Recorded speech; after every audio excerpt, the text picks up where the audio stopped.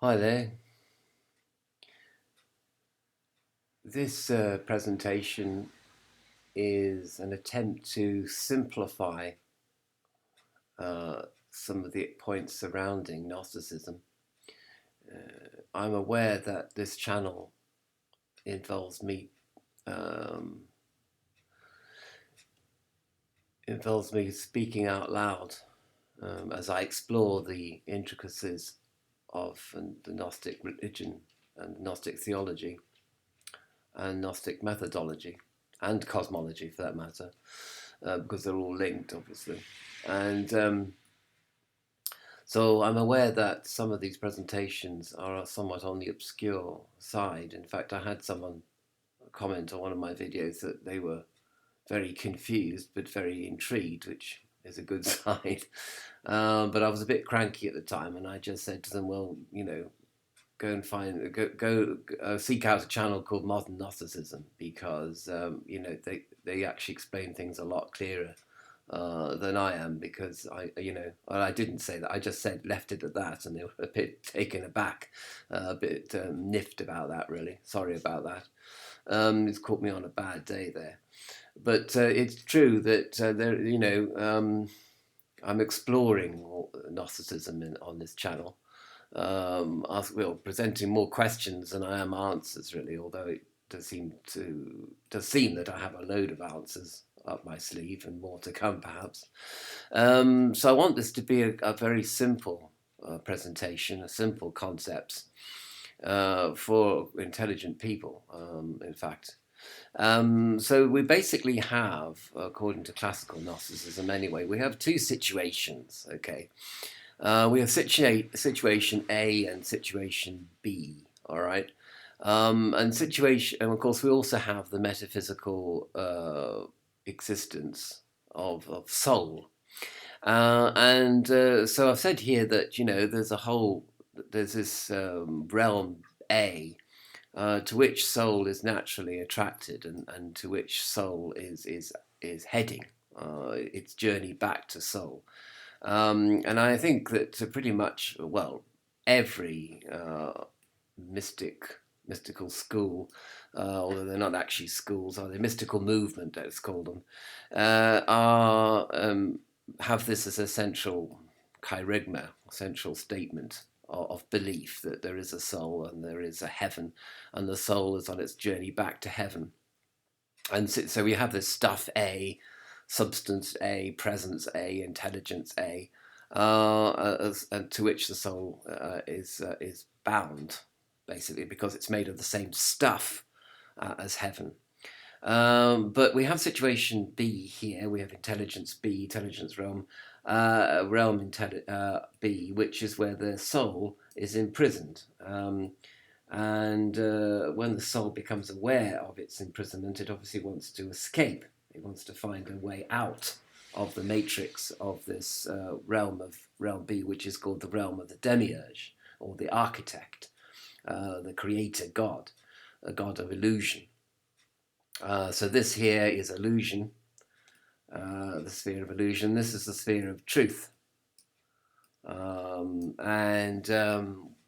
we want to go from illusion to truth. And of course, there's a sort of bottleneck of information here, which is guarded by a massive boulder I've called distraction, which is actually the demiurge, creating illusion and various layers of illusion to keep you from going from B to A.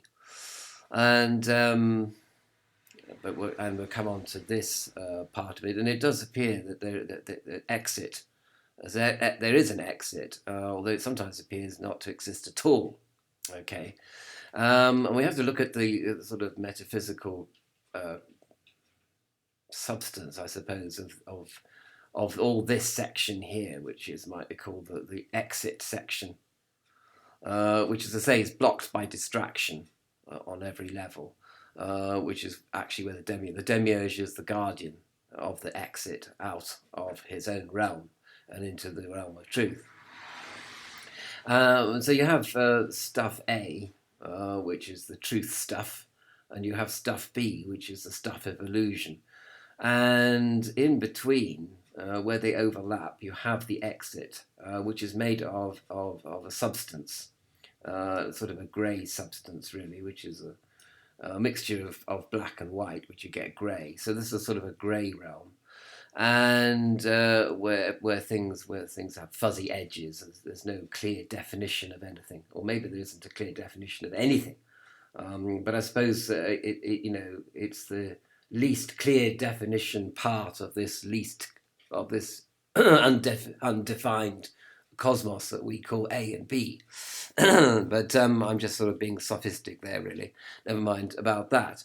The point is that in this realm, which appears to be shut, by the way, in this realm, you have what we call two concepts that overlap with each other: spiritualized matter and materialistic spirituality. And the problem is, you see, that what looks like a way out could in fact be part of distraction, part of the sphere of distraction, because it's very difficult in this sphere of distraction to tell which is spirit and which is matter, which is of the demiurge and which is of the god. And I've got here a little pathway, you see, going from spiritualized matter to materialistic spirituality. It's very easy to go into various layers of deception. So you think you're going through the exit when in fact you're not. You're being headed back to where you came from. All the time, in fact, and that's the biggest problem with the whole spiritual path thing, and I'm going to explain that in more detail using Hatha Yoga, for example, which is an interesting example and taken from the most Gnostic milieu of thought, which of course is classical Hinduism. And Hinduism and Gnosticism share a great deal in common.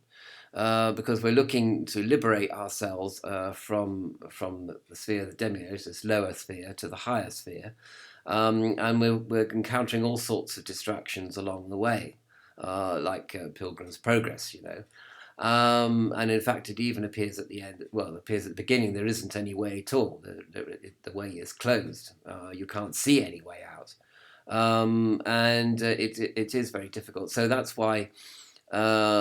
You have to be very, very wary of anything that looks like the exit, because anything that says exit on it may not be the exit. As I said, it takes you just back to where you came from before.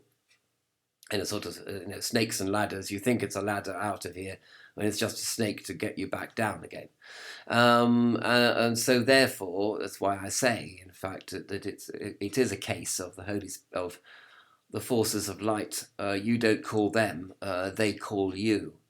On the other hand, some people argue that there is at least something that you can do to make yourself worthy of being called, which again, I'm not even sure about that either, really. So this is the point, the sort of simplified model, if you like, which is a bit different from the model that I have presented with the two parallel lines and the action of the Holy Spirit that joins the two parallel lines, this line being supernal world and this is the demiurge world. They don't have any connection with each other apart from when the Holy Spirit makes an appearance in the world of the demiurge. And as I say, the problem is it's very easy to be deceived as to what is of the same stuff as spirituality, the same stuff of the realm of God, which is up here, the realm of truth, and what is belonging to the realm of illusion. And that's so. But on the other hand, you could become so sort of paranoid, I suppose, so wary of anything which appears to be an exit, that you might not seek an exit at all, and the fear of finding the wrong exit could actually be another one of the demiurge's way of controlling you and making sure that you don't leave, is because you don't trust any of the exit signs. And there could be more than one exit sign, there could be more than one exit, but I actually think there's probably only one exit, and that is only sought for and found really when a very special set of circumstances has been realized or has been created. Um, and to an extent, perhaps you can create those circumstances, but also to a very great extent you can't. And the circumstances are made but despite you rather than because of you. Um, but I mean, I think that could be a little bit nitpicking as well, really. And so I leave you with that thought as the dark barks and the dog barks as well. And I'll discuss an example of this with Hatha Yoga.